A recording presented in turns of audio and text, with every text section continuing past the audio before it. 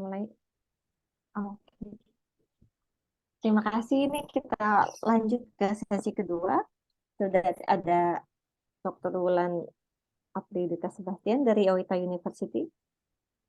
Sama seperti sesi sebelumnya. Jadi kita persilahkan Dr. Wulan uh, untuk menayangkan slide-nya, kemudian menjelaskan. Dan kalau misalnya ada pertanyaan, boleh langsung di chat atau raise hand, gitu raise hand. Nanti bisa kita tengahi untuk bertanya langsung ke Dr. Wulan. Oke, bisa Saya mulai. di-share screen? Ya. Oke.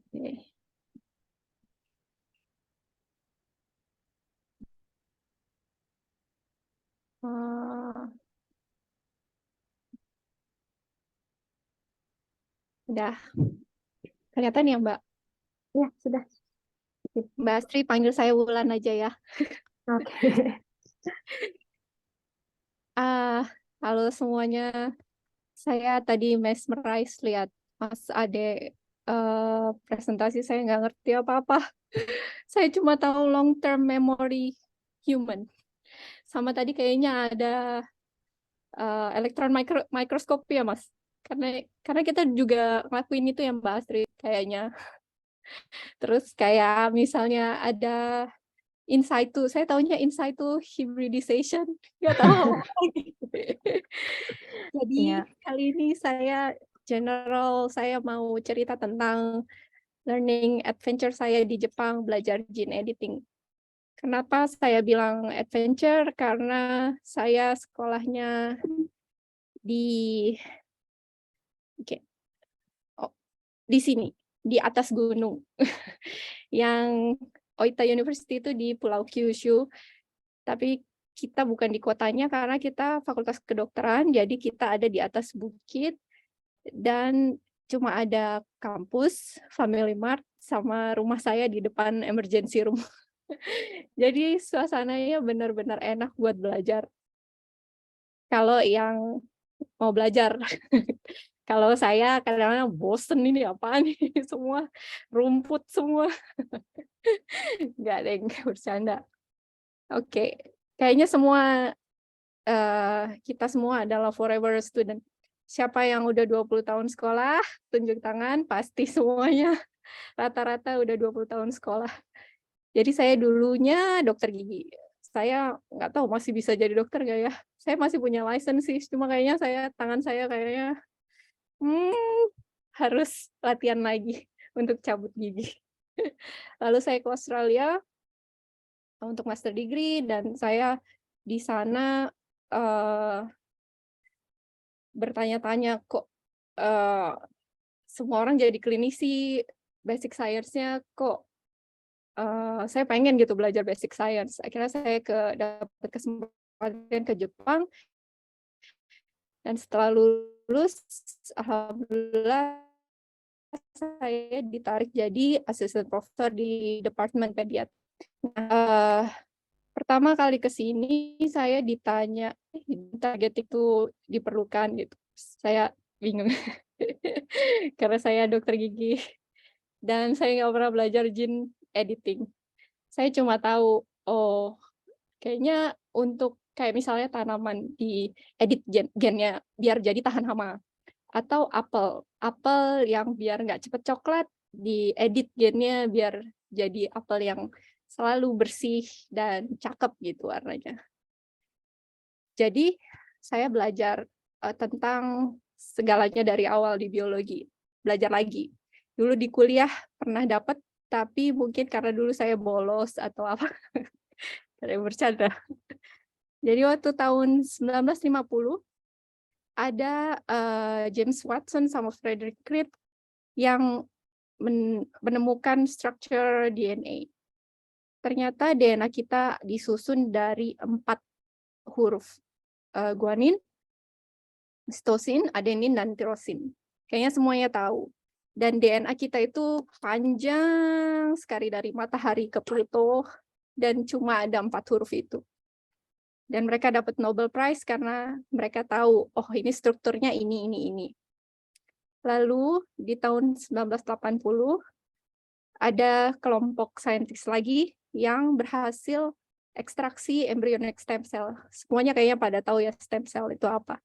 Dan mereka berhasil membuat tikus knockout. Kita bilang knockout karena mereka berhasil, dulu ceritanya tuh mereka pengen bikin tikus yang resisten terhadap neomycin. Neomycin itu dulu antibiotik yang terkenal pada zamannya.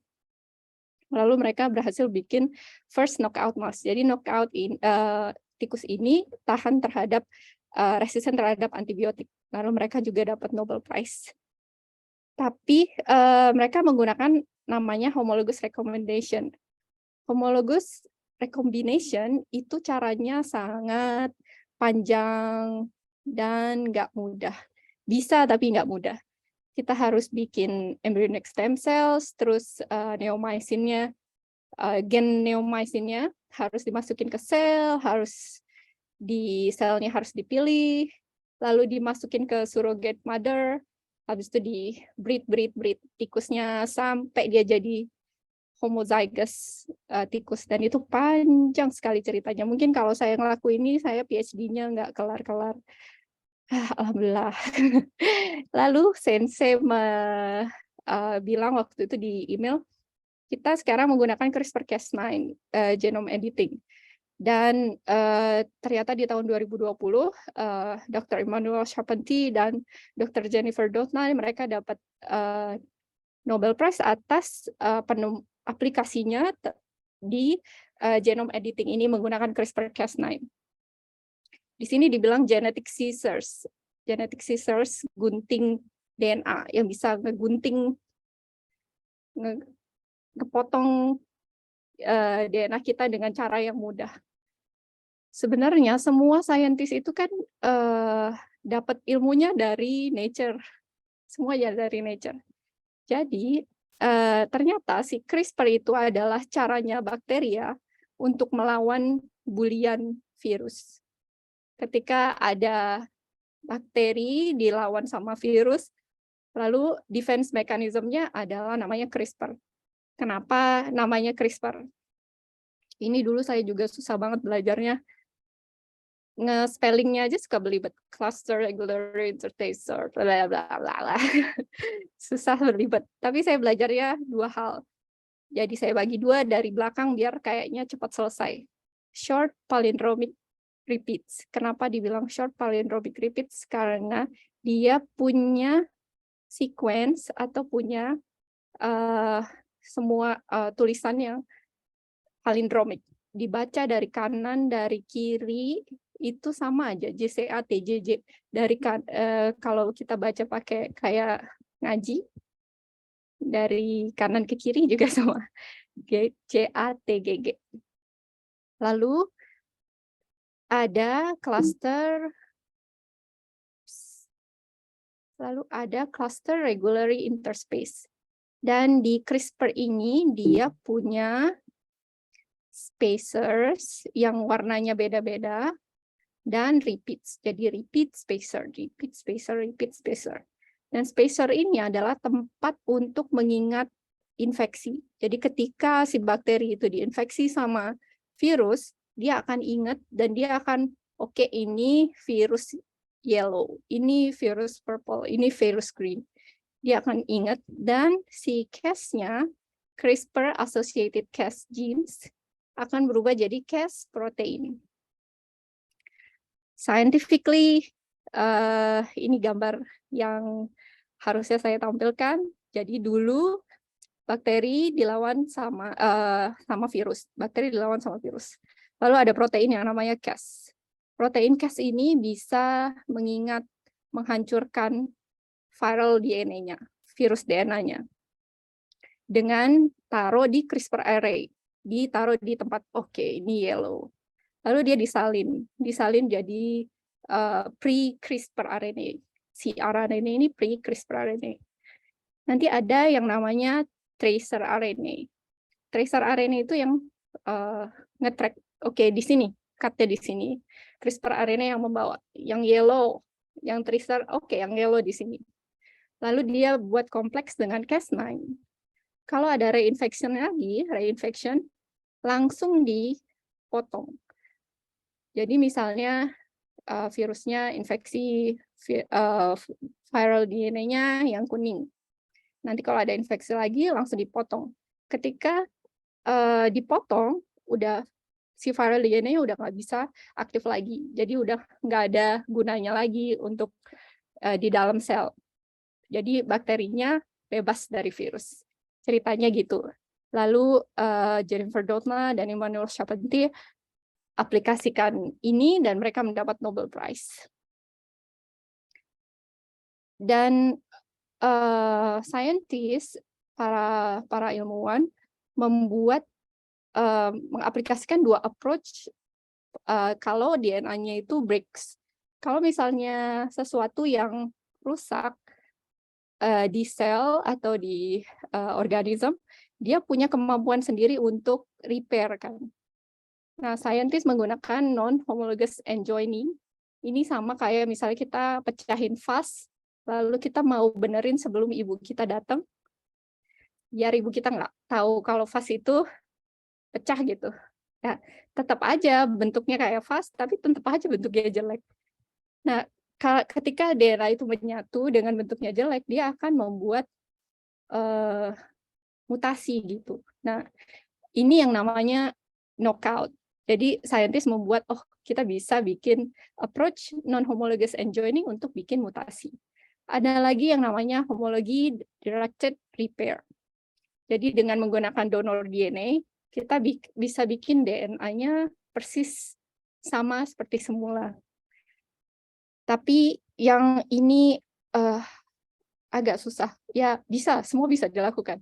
Namun saya belum pernah coba homologi direct repair, saya cuma ngelihat grup lain menggunakan ini dan berhasil. Jadi, wow, pengen.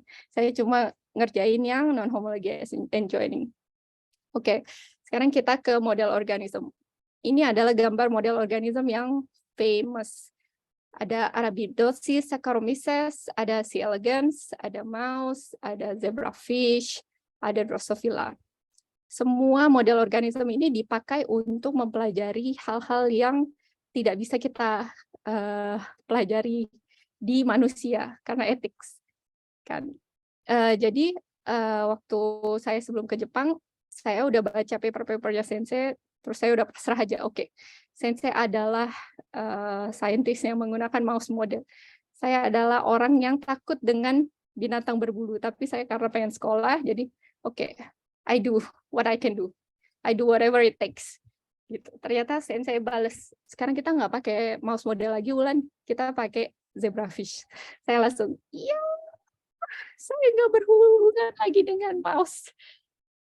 Saya takut banget sama mouse, dan Allah ternyata memberikan kesempatan saya bertemu dengan zebrafish. Zebrafish itu apa sih gitu. Terus akhirnya kita generating zebrafish sebagai disease model. Zebrafish ini tropical country. Ikan yang ada di tropical country, ada di India. Sebenarnya ini sangat cakep banget. Saya bisa lihat ini di Home White, ada di pet store, di Home White, atau di sekolah anak saya ada yang namanya Medaka, mereka mungkin satu keluarga. Jadi zebrafish ini digunakan, sekarang lagi hits banget digunakan di biomedical research karena mereka banyak advantage-nya dan similarity-nya dengan human. Ini adalah lab kami, foto bagaimana kami breeding zebrafish. Sebenarnya ini sangat mudah dan sangat bisa banget digunakan diaplikasikan di Indonesia. Cuma sampai sekarang saya belum tahu ada lab yang di Indonesia yang aplikasikan zebrafish sebagai animal model.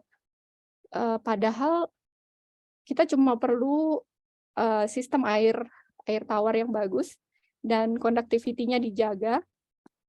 Dan ya semoga suatu saat ada lab yang bisa establish zebrafish sebagai animal model. Panjangnya cuma 3 cm, kadang kurang dari 3 cm.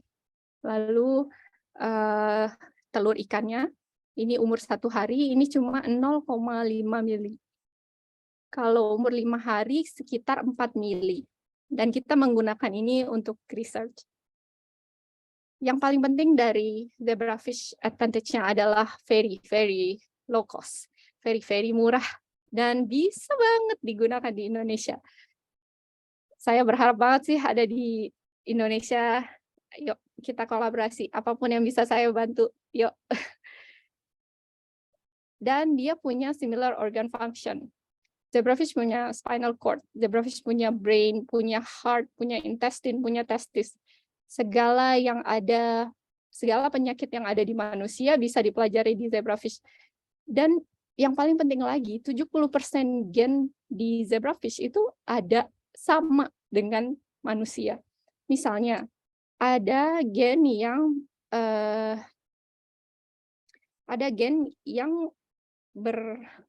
responsible terhadap penyakit microcephaly. Dan kita coba di zebrafish. Ternyata zebrafish itu juga menunjukkan dengan mutasi gen yang berhubungan, yang responsible terhadap microcephaly, kepalanya kecil. Zebrafish juga jadi kepalanya kecil. Gitu. Jadi kita bisa lihat kepalanya kecil itu kenapa. Oh, berarti ada syaraf yang berkurang. Atau dia social behavior-nya jadi gimana. Atau dia sikapnya jadi skizofrenia atau kenapa gitu. Ini bisa semua dipelajari di zebrafish. Dan dia rapid development. Dalam 3 hari aja dia udah bisa jadi larva. Nah, larva ini penting banget karena dia transparan. Jadi kita bisa lihat organnya itu bisa kelihatan, dan kita bisa ngelihat dia mulai behavior change-nya bisa lihat di mulai di 3 hari. Dan zebrafish ini sangat cepat. Jadi kalau misalnya mau replikasi data atau misalnya saya bilang confirm lagi gitu, oke tinggal mating zebrafish aja, datanya jadi. Jadi kalau misalnya ditanya, Ulan udah selesai belum? Kalau bilang belum selesai, itu berarti salah saya, bukan salah zebrafish. Berarti saya yang males. Nggak ada yang bercanda. Dan dia juga higher productive rate. Kalau misalnya kita mating perempuan dan laki-laki, dia bisa dapat pagi-pagi, jam 9 pagi, dia langsung bisa dapat telur ikan. Dan kita tuh bisa dapat 300 telur ikan. 300 telur ikan itu bisa kita pergunakan untuk research dan macem-macem banget. Kadang-kadang saya misalnya banyak telurnya itu, jadi saya bilang, ya ampun ini di datanya bisa dapat banyak, antara seneng dan antara capek nanti mau ngerjainnya kayak gimana. Tapi ya semua harus dijalani. Ini kita dapat visit, saya mau cerita dikit. Jadi Erlangga University Medical Student visit pada tahun 2019, dan saya ngajarin mereka cara merawat zebrafish, cara feeding zebrafish, ngasih makan ikan, dan buat needle untuk kita injection CRISPR-Cas9. Dan mereka masih muda-muda banget, saya nggak nyangka tahun berlalu, dan mereka bilang, Mbak Ulan kayak mama saya. Oke, kita memang seumuran sama mamanya. Jadi mereka sekarang, anak-anak sekarang hebat-hebat banget, udah dapat kesempatan kemana-mana ke luar negeri. Mungkin kalau dulu saya kayak mereka, mungkin saya seneng. Lalu kita generating disease model using CRISPR-Cas9. Jadi kita desain CRISPR-Cas9 kompleks. Ini sebenarnya nggak sesulit yang dibayangkan, karena kita punya satu aplikasi, kita cuma tinggal tentuin misalnya ada genomnya zebrafish, kita masukin ke aplikasinya, lalu kita bisa desain guide RNA, kita mau potong yang gimana. Lalu kita injection ke one cell stage, jadi kita mating, begitu kita dapat X, kita langsung injection satu-satu. Terus kita screening dengan electrophoresis dan sequencing. Injectionnya kayak gini, kita injection satu-satu. Jadi kalau misalnya kita dapat 300 ikan, ya satu-satu sampai 300 ikan. Ini kolega saya dari China, dia sekarang tahun keempat, udah lagi critical moment mau lulus. Waktu saya terakhir conference, ternyata sekarang ada robotic microinjection. Jadi kita tinggal taruh 96 telur ikan, lalu ada robotnya yang tinggal injeksi dalam berapa menit selesai. Terus saya berpikir, saya dulu ngapain aja 300x saya lakukan satu-satu. Tapi ya memang harus kayak gitu untuk nambah skill. Jadi ketika zebrafish ini dewasa, ketika kita dapat X, lalu kita membuat zebrafish ini dewasa, ingatkan sama hukum Mendel. Waktu dulu di SMA, ini ada bunga-bunga, lalu bunga-bunga dikawinkan, ini adalah warisan genetik. Nah, saya belajar kayak gini lagi di lab untuk mendapatkan homozygous zebrafish. Kita kawinkan zebrafish yang ada germline dengan wild type untuk mendapatkan heterozygous. Satu delesi di kromosom. Lalu F1 heterozygous kita kawinkan lagi biar kita dapat homozygous. Homozygous ini adalah knockout zebrafish. Jadi zebrafish yang udah kita ambil gen targetnya, yang mau kita cari fenotipenya. Lalu screeningnya kita menggunakan elektroforesis. Jadi misalnya wild type dia agak atas dan mutant tuh agak bawah biasanya. Karena kromosomnya pendek, udah kita potong. Kalau misalnya kita udah ada mutants, berarti yes, berhasil. Kita bisa punya data, tinggal kita lihat ke depannya kita laki apa enggak gitu. Sebenarnya zebrafish ini banyak banget aplikasinya. Misalnya kita belajar tentang brain disease. Kita dissected brain-nya zebrafish, lalu di zebrafish ini ada 3 bagian, telencephalon, optic tectum, dan cerebellum. Ternyata telencephalonnya zebrafish itu adalah homolog dengan korteksnya manusia, tempat memorinya. Optic tectum sama juga fungsinya dengan manusia, buat keseimbangan. Cerebellum juga sama, fungsinya di manusia. Jadi kebayang di ikan kayak gitu, kita bisa mempelajari human disease. Sekarang saya mempelajari tentang heart failure di zebrafish. Ini adalah zebrafish di usia 5 hari, larva. Karena dia transparan, kita bisa lihat heart-nya. Terus kita kasih fluorescence, jadi bisa kelihatan warna green. Dan jadi misalnya kita ada pasien di Oita University atau pasien di Jepang yang punya heart failure. Ternyata itu rare genetic disease. Lalu saya bilang, ini ada rare genetic disease, mau lihat dia tuh heart failure, kematiannya karena heart failure. Coba bikin animal modelnya Wulan. Oke, saya bikin animal modelnya. Lalu setelah kita dapat kayak gini, kita pengen tahu kenapa gen ini menyebabkan heart failure. Dia nyambung kemana? Nyambung ke organ yang mana? Terus kenapa yang membuat ototnya dia itu melemah? Terus jadi nggak bisa berdetak lagi jantungnya, membuat kematian gitu. Jadi perjalanan ini masih panjang. Lalu zebrafish juga punya 2 balls. Dia punya testes. Kita bisa study spermatogenesis. Ini adalah sperm cell. Di bawah untuk mempelajari sperm cells, kita harus mempelajari urutan spermatogenesisnya. Kalau misalnya kita menggunakan histologi, kita bisa lihat sel apa yang berkurang di zebrafish. Jadi ini sedikit cerita saya dulu melakukan apa di Jepang. Jadi tahun 2014 ada Yamamoto Group, dia menemukan gen UNCLE2 yang responsible terhadap microcephaly. Jadi ada anak usia ini setahun, nggak sampai setahun. Lalu dia nggak bisa bertahan hidup. Ternyata ketika di sequence ada UNCLE2 gene yang responsible terhadap penyakitnya ini. Lalu Yamamoto Group membuat Drosophila sebagai animal model. Ternyata si Drosophila ini diteliti lagi, UNCLE2 gene itu berhubungan dengan Zika virus, protein NS4A. karena drosofilanya ini little, jadi mereka nggak bisa lihat organ lain.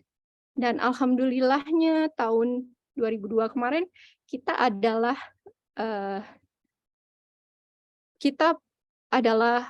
nggak, atas izin Allah, kita punya ankle to vertebrate model pertama di dunia, nggak ada yang punya. Dan ankle to kita ini nggak little, kita bisa lihat dia bertahan sampai 3 bulan. Karena itu kita bisa lihat dia ternyata ada neuron syarafnya yang rusak, ada testis yang rusak, kita bisa lihat dia ternyata ada hubungannya dengan gen lain, dan kita bisa melihat ada rescue dari kalau misalnya gen lain di overexpress. Dan setelah paper kita muncul, grup yang sebelumnya kontak ke lab dan kita kolaborasi yuk gitu. Mungkin mereka mau datang atau gimana, cuma saya berharap ini bisa berlanjut.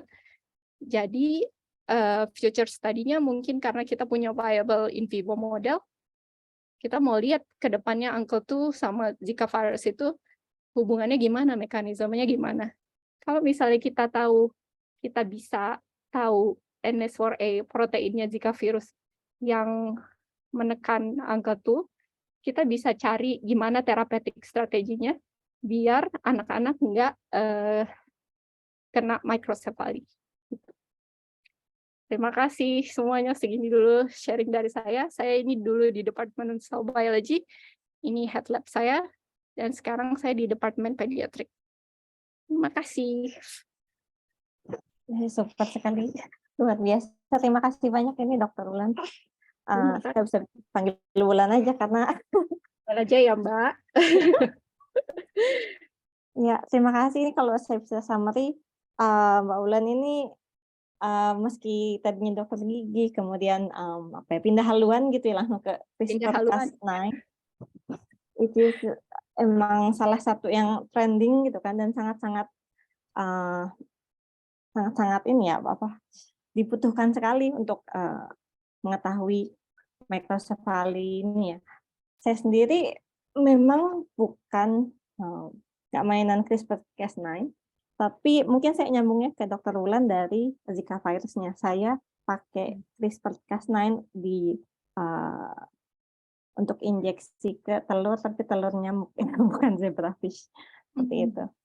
Kemudian juga setelah CRISPR-Cas9 juga Dokter Wulan bahas tentang animal model yang zebrafish memang karena dia kalau boleh tanya dia embrionya di luar ya, jadi bisa langsung kelihatan gitu ya, lebih mudah terlihat daripada yang model kayak mouse dan yang lain kan cukup sulit untuk mengukur atau seperti itu ya. Iya, kalau jadi misalnya gitu. yang saya tahu kalau mice kan kita perlu embrio, misalnya kita mice-nya melahirkan. Sebenarnya embrio itu kan butuh ibunya ya.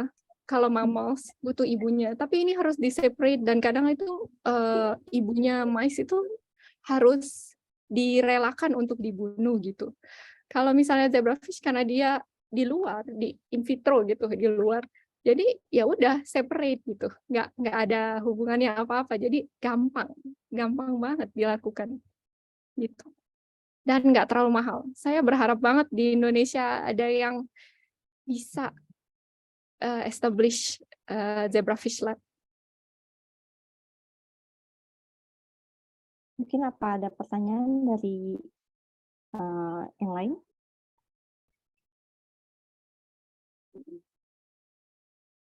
Untuk life science mungkin apakah ada pertanyaan? Karena kalau dari saya bakal banyak ini. Di chat ada Mas Doni itu Mbak Astrid. Cukup panjang ya, satu persatu ya saya bacakan ya. Iya. Bagus sekali kata slide-nya. Yang pertama CRISPR-Cas9. Mas Doni. pertanyaannya ada, oh itu langsung ke nomor 2 ya. Oke, si parameter suksesnya CRISPR-Cas9. Ada tips and triknya nggak? Mungkin bisa di... Ah ya, saya nggak punya slide-nya. Coba saya cari di sini. No. Ya, mungkin di sini. Jadi Mas Doni bertanya, gomenasai, what should I do? Oke. Mas Doni tadi bertanya gimana parameter suksesnya ya, Mbak? Parameter suksesnya untuk guide RNA. Jadi CRISPR-Cas9 yang di-develop sama dua wanita hebat ini dia memikirkan banget gimana caranya biar tepat sasaran. Di sini ada yang namanya PAM target. PAM target itu adalah 3 huruf yang pasti gitu. Jadi misalnya nanti si Cas9 bersama guide RNA-nya nempel, itu pasti tepat sasaran gitu. Nah, caranya parameternya sukses gimana? Kalau misalnya kita mendapat mutasi, misalnya kita udah injeksi dengan guide RNA. Lalu injeksi dengan guide RNA, terus kita punya heterozygous gitu. Pertama heterozygous, kita ngelihat di sequence itu ada, ini ada huruf yang hilang. Misalnya ada 4 huruf yang hilang. Kalau misalnya ada 4 huruf yang hilang, kita cek lagi. Dia hilangnya ada di mana? Hilangnya beneran ada di exon targetnya kita apa enggak? Gitu. Itu bisa dicek di banyak software sih, Itu ada di exon targetnya kita apa enggak? Terus dia kalau misalnya DNA kan dibaca 3 gitu ya Mbak ya. Nah kalau misalnya 3 ya udah kan, berarti enggak. Kalau misalnya 3, misalnya GCC 3 hilang, ya udah dia bisa nyatu lagi, nggak ada apa-apa gitu loh, mutasinya nggak berhasil. Kalau misalnya yang 4, 1 aja yang hilang, 1, berarti dia harus pasangannya 2 lagi nggak ada, berarti dia beneran mutasi nih kalau 1. Nah tapi dicek, bisa aja target kita tuh nggak sesuai, bisa aja di tempat lain gitu.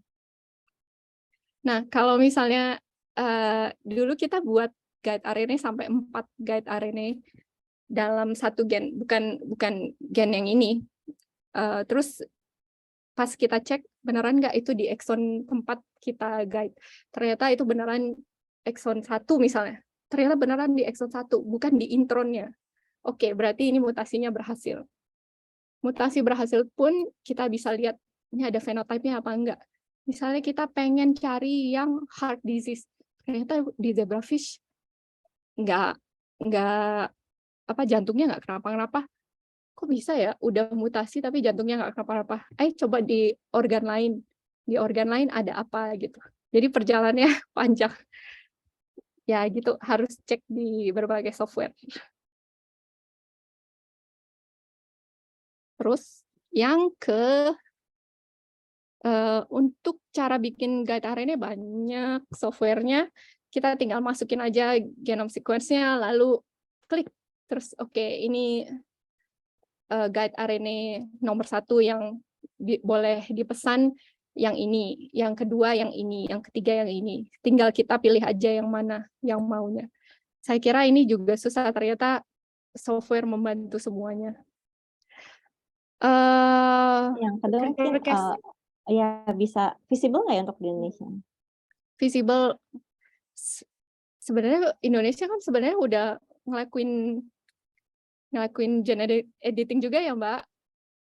Cuma belum CRISPR-Cas9 karena mungkin guide RNA-nya itu susah dipesan, atau gimana caranya bisa pesan guide RNA lalu pesan primernya segala, ya saya belum tahu sih, karena di Indonesia gimana regulasinya ya untuk gene editing. kemarin waktu conference, apakah di Indonesia sudah siap dengan regulasi gene editing menggunakan ikan yang ada, yang bisa dicari gitu di Indonesia. Terus waktu itu peserta dari UGM bilang, sebenarnya kita berharap pemerintah untuk membuat regulasi gimana gen editing ini ada di Indonesia. Jadi ya kita lihat ke depannya nanti gimana. Lalu Oh, ini itu nomor 3. Ya. ya, yang nomor 3 jadi nomor 4. Terus ankle to knockout ini ada reporter gene-nya nggak, untuk mungkin untuk kelihatan ya gitu. Reporter gene. Nggak, kita beneran melakukan non-homology and joining aja. Jadi kita dapat 41 delesi di ankle to gene yang kita target. Terus kita develop breeding ikannya, lalu ikannya ada microcephaly, dan ternyata dia tesnya juga defect, dan kita udah cek jantungnya, kita udah cek intestinnya, ternyata normal. Dan ternyata ekspresi ankle to gene ini ada di brain, ada di testis, ada di stomach. Tapi kita nggak sempat lebih dalam untuk belajar stomachnya zebrafish. Jadi kita stop di di brain sama di testis. Gitu. Mungkin Mas Doni ada tambahan atau saya lanjut ke yang selanjutnya, pertanyaan selanjutnya. Ankle to ini normalnya fisiologis dia untuk apa ya, Mbak? Dari Mas Muhammad Junardi. Fungsinya ankle to gene ini sebagai dia itu anchor. Jadi di sel ada nuclear envelope. Jadi di sel ada nuclear envelope. Nah, nuclear envelope ini yang bekerja waktu kita mitosis, proses mitosis. Nah, waktu proses mitosis, waktu mau breaks down, nuclear envelope ini juga breaks dulu, karena dia di luar kan. Nuclear envelope ini breaks down, terus dia mitosis. Nah, waktu dia mitosis, nuclear envelope ini harus bersatu lagi biar dia jadi 2 single cell yang berbeda. Karena mitosis kan harus 2 gini kan. Nah, biar dia jadi 2 single daughter cells, si ankle to itu berfungsi untuk biar nuclear envelope-nya itu nutup lagi, reform lagi. Gitu. Itu secara fisiologis. Dan untuk ngecek off targetnya, Wulan pakai cara apa? Ya, ini kekurangan dengan zebrafish ya, kekurangan CRISPR-Cas9 banyak sekali yang off target. Tapi saya cek dengan sequencing karena sequencing aja. Jadi si zebrafish ankle to gene ini berada di exon yang kita pengen. Jadi dia nggak off target. Terus ankle to zebrafish model dari knockout. Point mutation-nya belum sempet coba. Jadi kita pengen bikin humanized ankle to mutation. Pengen banget. Kita udah develop plasmid-nya. Kita udah kita sudah humanize. Dan sampai mRNA, tapi nggak sempet selesai gitu. Jadi saya pengen banget selesai.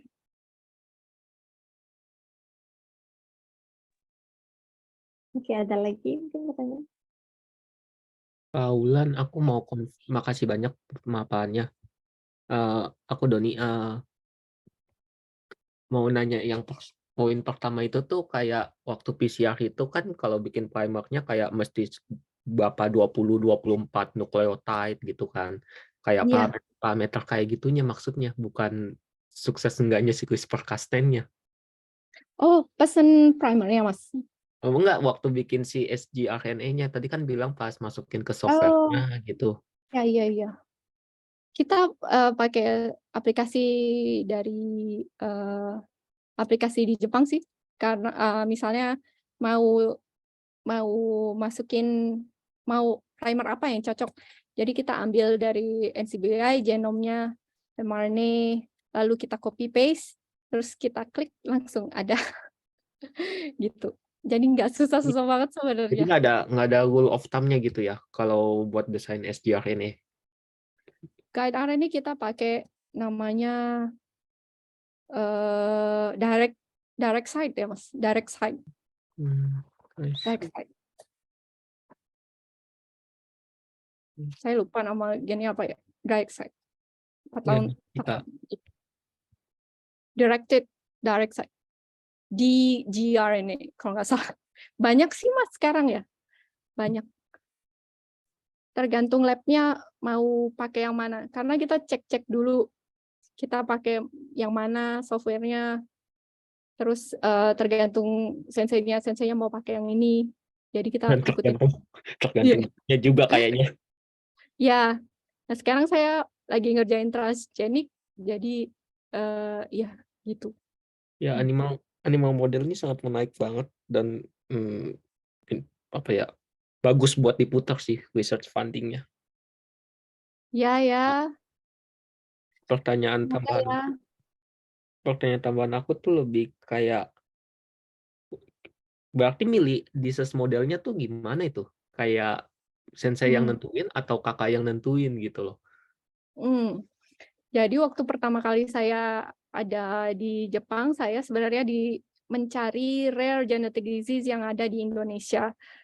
Karena di Indonesia itu belum ada database yang benar, yang gimana, yang pasti kalau ini tuh rare genetic disease dengan mutasi segini gitu.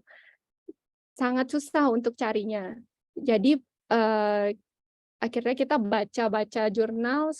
Awalnya sih karena baca jurnal, terus di tahun 2014 itu saya dikenalin dengan Yamamoto Group. Nggak kenal sih, cuma kenal sama papernya. Jadi dia membuat banyak mutasi gen gitu. Bukan melalui CRISPR-Cas9. Jadi dia mutagenesis di Drosophila. Lalu salah satunya ada UNCLE2. Terus kita lihat di lab kita udah mengerjakan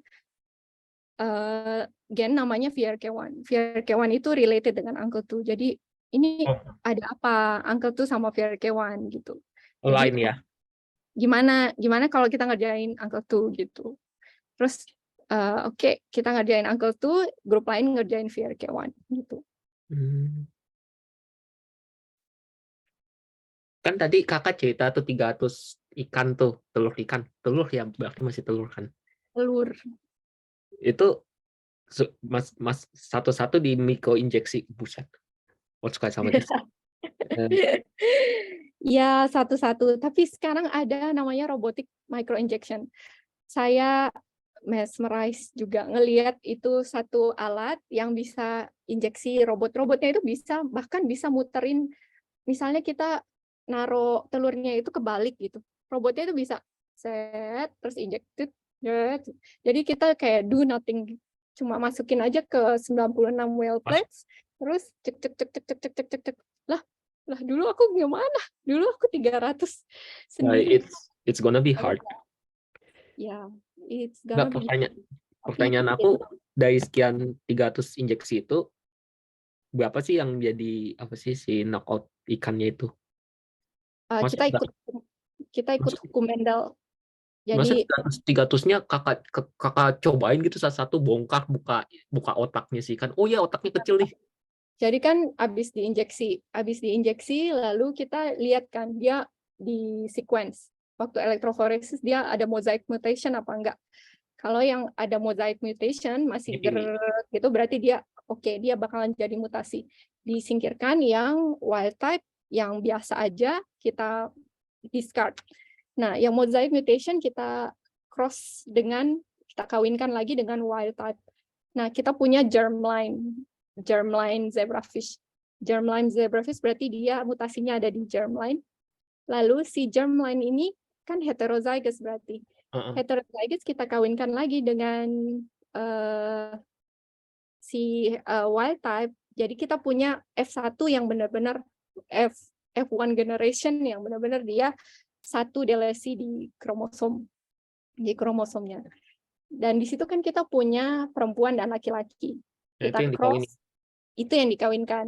Nah, dari misalnya 100X, ya kita ikut hukum Mendel. 25. 25%, wild type 50, 25 gitu. Nanti yang wild type kan perlu atau nggak perlu bisa kita discard gitu. Nah, yang pembunuhan massal zebrafish itu yang agak-agak menyedihkan ya, karena kan banyak terus bunuh massal. Ini ikannya diapain? Di belado apa diapain? Apa dibuang? Apa dimasak di belado? Apa dimasak? Iya, aku suka bercandain itu anak tetangga lab Iya. sebelah kan tuh, lu masak aja tuh ikan lu. Iya. Tapi seru. Apa itu nanti Nah, dikeluarin buat bunuh iya, masak? tapi benar juga karena kita dapatnya banyak. Jadi misalnya kita dapat 96 ikan. Nah, 96 ikan tuh harus kita potong, harus kita semua histologi, dan emang kerjaannya emang nggak berhenti sih. Saya paling top berada jam 3 pagi ada di lab kayaknya. Ya, harus begitu ya. Makasih. Boleh saya salah dulu. Nanti mungkin Mas Doni bisa tanya langsung ya ke personally. Untuk Mbak Deananda, silakan. Ya, terima kasih atas kesempatannya. Sebetulnya saya juga pernah research mengenai CRISPR-Cas9 di lab sebelumnya di genetik untuk hewan modelnya Drosophila. Sebetulnya ini sama ya untuk peruntukannya ya, waktu itu juga spermatogenesis. Ada yang mau saya tanyakan terkait dengan model hewan uji zebrafish. Ibu Wulan untuk penentuan promotor, kemudian menentukan itu bagaimana ya waktu itu sistemnya? Kan sebagaimana pengalaman saya, ketika promotor itu tidak kompatibel, even though dengan gRNA yang sudah kita desain itu tidak menghasilkan mutan ya, tidak menghasilkan adanya what we could say kan kita kan untuk hasil akhirnya kan kepengen menghasilkan frame shift ya, mutation ya. Itu bagaimana Ibu untuk sistematika untuk menentukan promotor maupun plasmidnya maupun vektornya untuk di zebrafish. Kemudian pertanyaan yang kedua adalah untuk sistem screeningnya di zebrafish. Saya penasaran Bu. Kalau di Drosophila kan saya hanya dengan menggunakan mikroskop ya, kemudian juga immunostaining. Nah, sementara kalau untuk zebrafish yang sudah Ibu lakukan, apa saja yang Ibu kemarin terapkan untuk screening di zebrafish? Apakah generation atau offspring-nya itu berhasil terbentuk adanya mutasi seperti itu? Dan yang ketiga pertanyaan saya adalah untuk filial generation-nya biasanya sampai ke berapa ya Bu menghasilkan generation offspring yang literally mutan, bukan hemeric tapi benar-benar bukan hemeric or mosaic tapi benar-benar literally homozygous mutan seperti itu Bu. Terima kasih pertanyaan dari saya. Terima kasih Mbak Deananda. Jadi kita ini menggunakan reverse genetic. Jadi kita beneran cuma pesan guide RNA, kita mix dengan Cas, kita mix dengan Cas9. Kita nggak bikin promoter, itu bukan kayak kita bikin transgenic atau kita mau bikin mutagenesis. Kalau mutagenesis itu perjalanannya panjang, harus punya promoter, kita mau yang mana. Ini kita fully knockout dengan menggunakan guide RNA dan Cas9. Jadi kita cuma pesan guide RNA, lalu kita mix dengan Cas9, lalu kita injek ke zebrafish. Nah, waktu kita injek ke zebrafish, apa saja yang sudah saya lakukan untuk screening? Pertama, screening kan biasa electrophoresis, terus sequencing. Lalu untuk larvanya saya immunostaining dan cryosection, immunostaining, cryosection dulu, lalu immunostaining. Immunostaining dilihat ada neuronnya, syarafnya berkurang. Lalu kita cek apakah benar-benar nukleusnya rusak. Karena kan angkel itu fungsinya untuk nuclear membrane. Lalu kita menggunakan elektron mikroskopi untuk cek di adult. Jadi di larva, lalu di adult. Lalu kita screening lagi behavior-nya.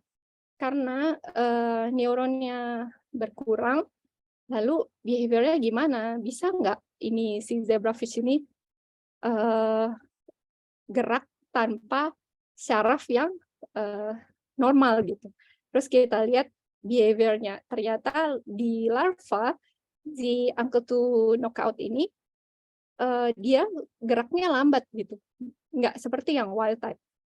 Udah, setelah melakukan behavior test, itu namanya locomotor activity. Jadi kita ngelihat swimming behavior. Swimming behavior ini buat zebrafish ini penting karena dia harus berenang kan melawan predator. Kalau misalnya ini berkurang, oke. Berarti ada sesuatu yang harus kita cari lagi. Udah, lalu waktu dia dewasa, kita harus lihat brain-nya karena di brain phenotype di manusia adalah microcephaly. Lalu kita cek di zebrafish, dia microcephaly di larva dan dia microcephaly di adult, di dewasa. Jadi kita confirm phenotype kita benar-benar ada di larva dan di dewasa. Lalu di dewasa kita cek semuanya organ-organ lain seperti liver, intestine, terus testis. Ternyata yang ada fenotipe-nya di testis karena dia spermatogenesis itu butuh cell division kan, mitosis juga.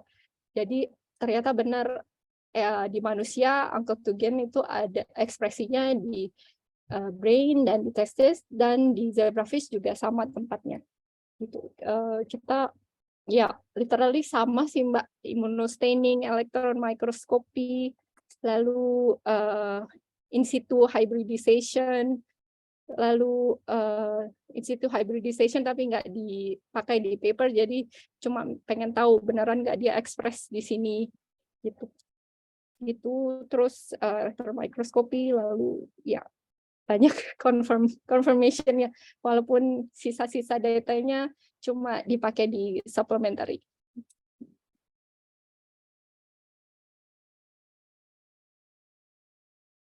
Yang kedua tadi untuk offspring-nya berapa lama? Offspring-nya Offspring-nya ya. Jadi zebrafish bisa mating perempuan dan laki-laki itu umur 2 bulanan.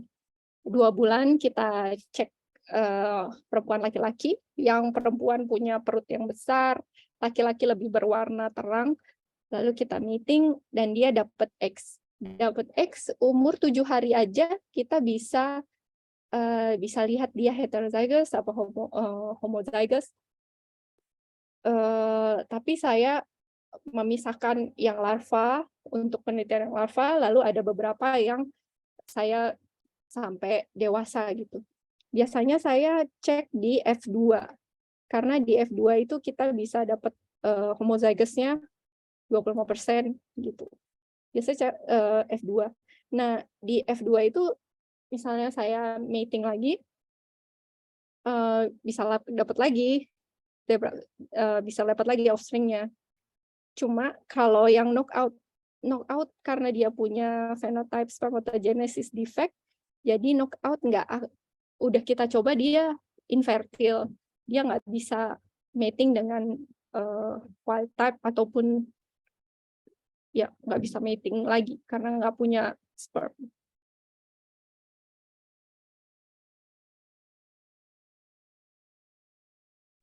Mbak Deanda ada tambahan lagi atau bagaimana?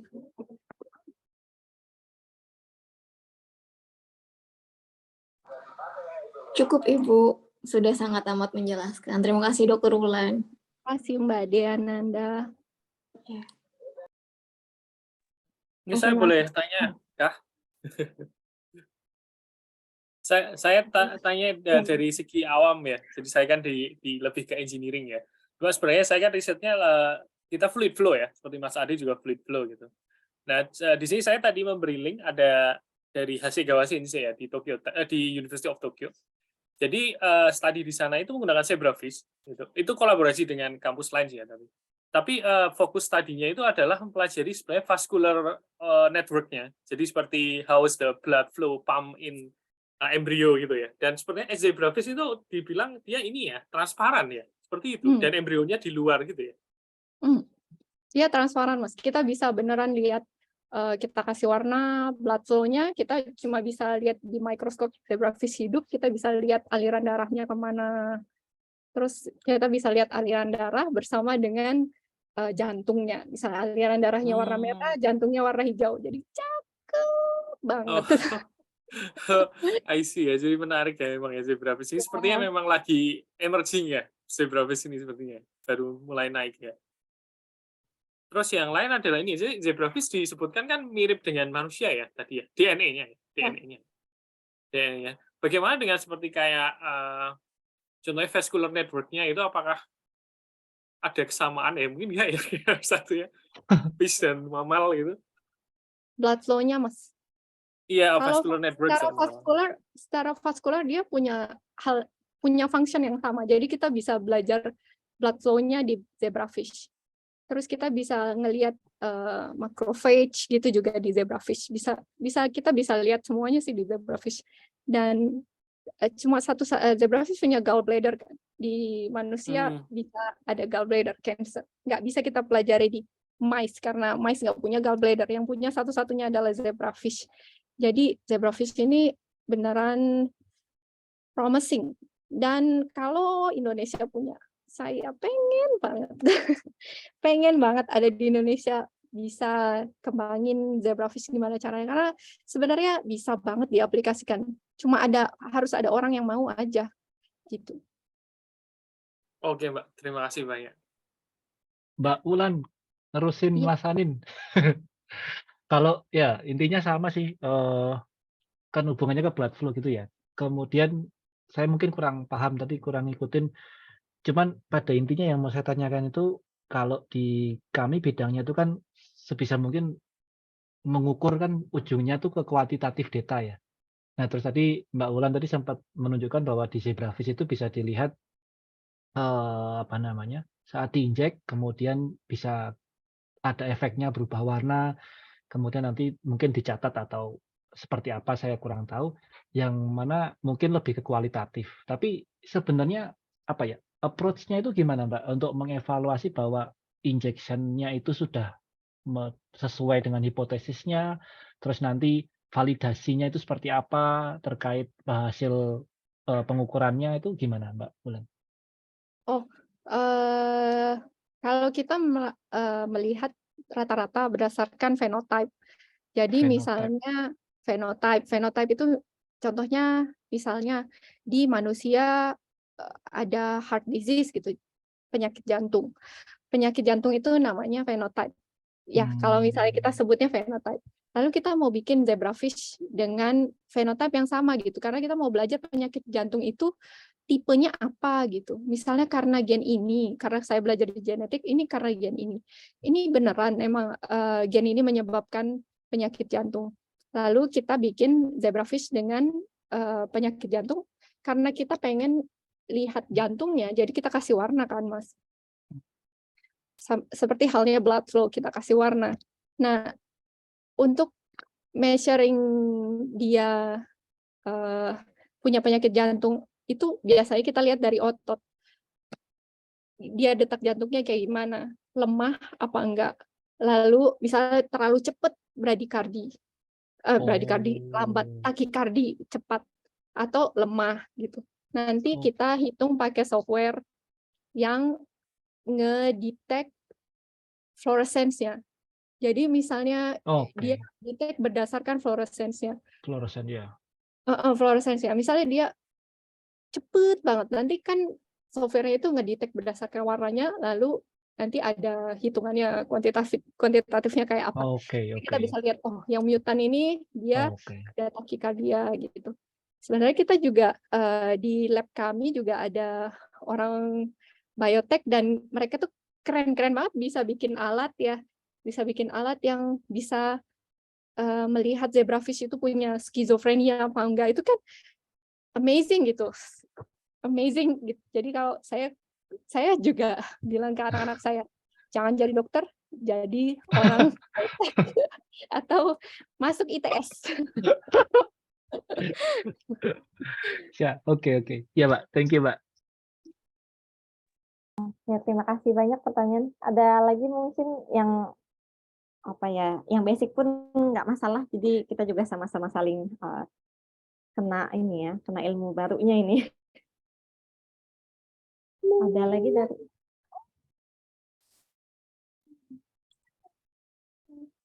pertanyaan. Kalau dari saya cukup banyak, kan masalahnya sudah jam 5 lewat. Mungkin saya kembalikan lagi ke Mas Anin. Oke, makasih banyak Mbak Astri. Masih banyak sekali untuk Mbak Wulan ya, sudah presentasi menarik sekali ini. Dan presentasinya sangat mudah untuk dipahami ya. Saya cuma mengikutinya lumayan oke, cuma begitu masuk gen-gen, nah itu it's not my field gitu. Tapi paling nggak kita bisa mengikuti ya. So, it's very interesting juga. Dan kita juga dapat pertanyaan yang menarik sekali, berbagai macam, dari Mbak Deanda dan dari Mas Doni Lukmanto ya. Terima kasih banyak sudah partisipasi juga di acara kami. Itu terus mungkin itu aja ya untuk saat ini. Jadi untuk tea time talk sesi bulan ini, bulan Maret gitu. Jadi kita akhirin dulu. Itu saya ucapkan terima kasih banyak untuk Mbak Wulan yang sudah memberikan presentasi, Mas Ade yang sudah memberikan presentasi, Mbak Astri juga yang sudah memoderatori. Terima kasih banyak. Dan untuk partisipan semua yang sudah hadir dan juga memberikan pertanyaan yang menarik sehingga menjadikan diskusi kita bisa cukup hidup dan membuat kita belajar banyak. Gitu. Ya, mungkin itu aja dari saya. Itu mungkin ada yang ingin ditambahkan mungkin dari rekan-rekan? Enggak ya? Oke ya, gitu. Kalau gitu terima kasih banyak. Sepertinya bulan depan udah mulai puasa ya, jadi kita nggak tahu untuk yang tea time talk nanti bagaimana, apa kita akan buat di bulan puasa gitu. Tapi kita lihat nanti. Buko time talk ya. Iya. Oh iya bisa Mas, buka bersama ya. Oke, kalau gitu saya tutup dulu ya. Terima kasih banyak loh Mas Ade, Mbak Wulan, Mbak Astri, Terima semuanya. kasih.